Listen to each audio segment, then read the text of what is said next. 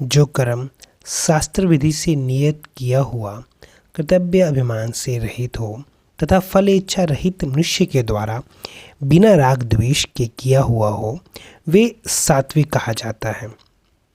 जिस व्यक्ति के लिए वर्ण और आश्रम के अनुसार जिस परिस्थिति में और जिस समय शास्त्रों ने जैसा करने के लिए कहा है, उसके लिए वो कर्म नियत हो जाता है।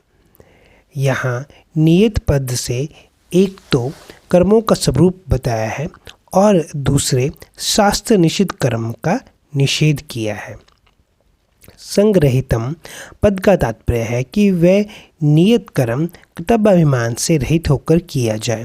कर्तव्याभिमान से रहित होने कहने का भाव है कि जैसे वृक्ष आदि में मूर्ता होने के कारण उनको कर्तव्य का भान नहीं होता, पर उनकी भी ऋतु आने पर पत्तों का झड़ना, नए पत्तों का निकलना, शाखा कटने पर घाव मिल जाना, शाखाओं का बढ़ना, फल फूलों का लगना आदि सभी क्रियाएं समष्टि शक्ति के द्वारा अपने आप ही होती हैं।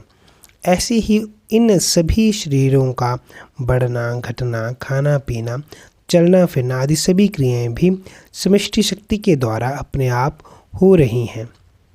इन क्रियाओं के साथ ना अभी कोई संबंध है, ना पहले कोई संबंध था और ना आगे ही कोई संबंध होगा। इस प्रकार जब साधक को प्रत्यक्ष अनुभव हो जाता है तो फिर उसमें कर्तव्य नहीं रहता।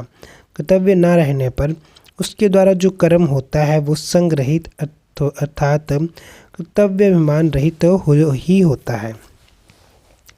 यहाँ सांख्य प्रकरण में कर्तव्य का त्याग मुख्य होने से और आगे राग द्वेष कृतम पदों में भी आसक्ति के त्याग की बात आने से यहाँ संग्रहितम पद का अर्थ कर्तव्याभिमान रहित लिया गया है।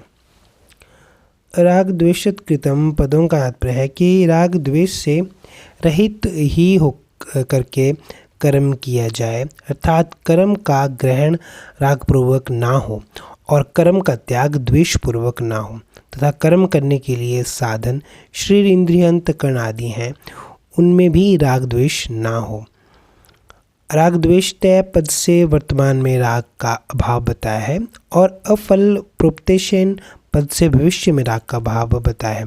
तात्पर्य ये है कि भविष्य में मिलने वाली फल की इच्छा से रहित मनुष्य के द्वारा कर्म किया जाए, अर्थात क्रिया और पदार्थों से निर्लिप्त रहते हुए असंगतापूर्वक कर्म किया जाए, तो वो सात्विक कहा जाता है।